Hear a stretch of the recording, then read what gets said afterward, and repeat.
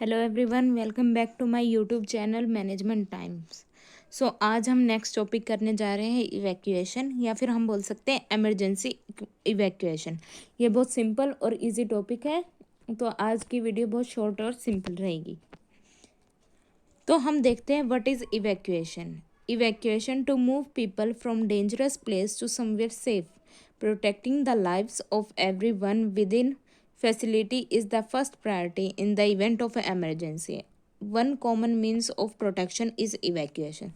तो अगर हम इवैक्यूएशन को सिंपल टर्म्स में समझे तो इवैक्यूएशन एक ऐसा प्रोसेस है जिसमें कि हम पीपल्स को डेंजरस प्लेस से सेफ प्लेस पर मूव करते हैं। ये जब हम इवैक्यूएशन करते हैं ये इन केस ऑफ एमरजेंसी होता है। एमरजेंसी कोई भी हो सकती है, मैन मेड डिज़ास्टर्स भी हो सकते हैं और नेचुरल डिज़ास्टर्स भी हो सकते हैं। तो जब हम कोई भी प्रोटेक्शन की बात करते हैं कि किसी इमरजेंसी में हम अपने आप को कैसे प्रोटेक्ट कर सकते हैं, तो उसका सबसे इजी और पहला तरीका होता है कि हम इवैक्यूएशन करें। इवैक्यूएशन यानी जो भी हमारी बिल्डिंग है, ऑर्गेनाइजेशन है, उसको जल्द से जल्द खाली करके हम बाहर निकलें, उस प्रोसेस को हमें इवैक्यूएशन बोलते हैं। Emergency evacuation. Evacuation means exiting a facility as directly and safe as possible.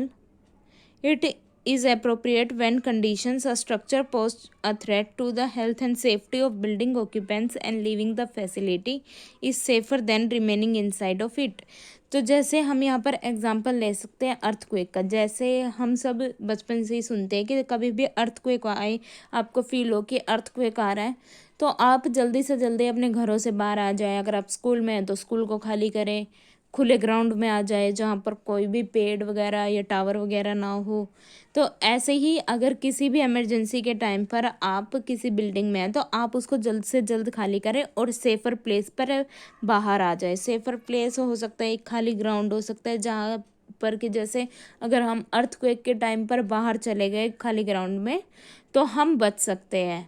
अगर हम बिल्डिंग के अंदर रहते हैं तो ज़्यादा चांसेस है कि हमारी लाइफ को थ्रेट हो गई या फिर हमें इंजरीज भी पहुंच सकती हैं। Emergency evacuation procedure. What should you do in the event of an emergency evacuation? Let's understand the evacuation procedure with the help of a fire emergency. तो यहाँ पर हम देखेंगे कि एमरजेंसी इवैक्यूएशन का प्रोसीजर क्या है।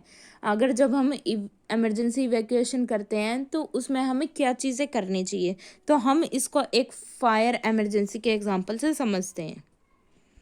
तो सपोज़ करें कि आपकी फैसिलिटी में फायर लग गई है, तो उस टाइम पर आपको सबसे पहले क्या करना है। If you see any emergency press the alarm button. जैसे कि आपको दिखा कि कहीं पर शॉर्ट सर्किट की वजह से या अदर रीजंस की वजह से फायर लगनी स्टार्ट हुई है, तो आप पास वाले अलार्म बटन का अलार्म को ऑन कर सकते हैं ताकि जो वहाँ के अदर ऑक्यूपेंट्स एम्प्लॉयज़ हैं उनको नोटिफिकेशन मिल जाए, उनको नोटिफाई हो जाए कि हाँ कोई इमरजेंसी हुई है फैसिलिटी में। Next is notify security personnel. तो वहाँ पर जो टीम होगी, सिक्योरिटी टीम होगी, तो आप उनको नोटिफाई यानी उन्हें बता सकते हैं कि यहाँ पर फायर लग रही है, तो ताकि वो जल्दी से जल्दी बिल्डिंग को इवैक्यूएट करवा पाए या फिर और जो भी एक्शन वो ले सकते हैं वो ले पाए timely. Third is evacuate your workplace calmly and quickly.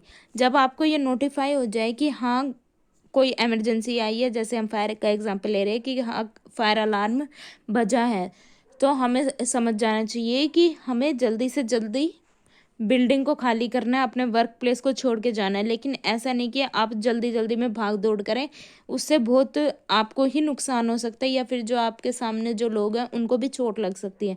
तो आपको जल्द से जल्द वर्क प्लेस खाली करना है, लेकिन बहुत calmly. Next is help colleagues in need of assistance who might be injured, ill or expected mother. तो जब आप इवैक्यूएट कर रहे हैं और अगर आपको कोई दिखे कि कोई इंजर्ड पर्सन है या फिर कोई एक्सपेक्टेड मदर है, कोई बीमार है या कोई डिसेबल्ड पर्सन है जो कि खुद से इवैक्यूएट नहीं कर पाएगा, तो आप उसको असिस्टेंस प्रोवाइड कर सकते हैं, आप उसकी हेल्प कर सकते हैं इवैक्यूएशन करने में। ऐसा ना हो कि आप उसको वहाँ छोड़ के चले जाएं, तो ऐसे में उसकी लाइफ को बहुत बड़ा थ्रेट है। Next is report to your assembly point soon. तो जैसे कि हर एक ऑर्गेनाइजेशन में एक असेंबली पॉइंट होता है जो कि बनाया जाता है कि कोई भी प्रॉब्लम हो तो आप एक पॉइंट पर असेंबल हो जाए, ताकि वहाँ जो टीम लीडर होगा, सिक्योरिटी भी हो सकती है, वो फैसिलिटीज़ मैनेजर भी हो सकता है, तो ताकि वहाँ पर अटेंडेंस हो या फिर वो एम्प्लॉयज़ की काउंटिंग कर सके, ताकि पता लग सके कि बिल्डिंग के अंदर कोई फंसा तो नहीं रह गया है। तो ये जो स्टेप है ये बहुत इंपॉर्टेंट है। What should you do not in an emergency evacuation. तो अभी हमने देखा कि क्या डूज होने चाहिए जब हम एमरजेंसी इवैक्यूएशन करते हैं, और अब हम वो पॉइंट्स देखेंगे जो हमें इवैक्यूएशन के टाइम पर नहीं करने हैं। तो first is do not panic. जब कोई भी इमरजेंसी हो तो आपको घबराना नहीं है। अगर आप ऐसा करेंगे तो वहाँ पर भगदड़ मच सकती है, आप किसी को चोट पहुँचा सकते हैं और आपको खुद को भी चोट लग सकती है, तो आपको वहाँ पे पैनिक नहीं होना है। Next is do not crowd exit routes. तो जब आप एग्जिट कर रहे हैं, इवैक्यूएशन कर रहे हैं, तो आप वहाँ से आराम से मूव कर पाएँ। ऐसा ना हो कि आपने बहुत भीड़ भाड़ कर दी, धक्का मुक्की हो रही है, तो इससे ना तो इवैक्यूएशन हो पाएगी और एक दूसरे को चोट भी लग सकती है। Next is do not use the lift. ये बहुत बेसिक स्टेप है जो हमें पता है कि कोई भी इमरजेंसी होती है तो हमें लिफ्ट यूज़ नहीं करनी चाहिए, वो बंद कर देनी चाहिए। Next is avoid casual approach to evacuation procedure.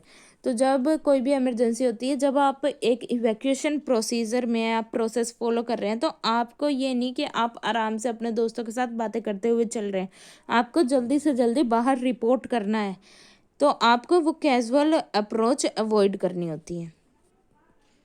And last is do not return your work place until you have received all clear.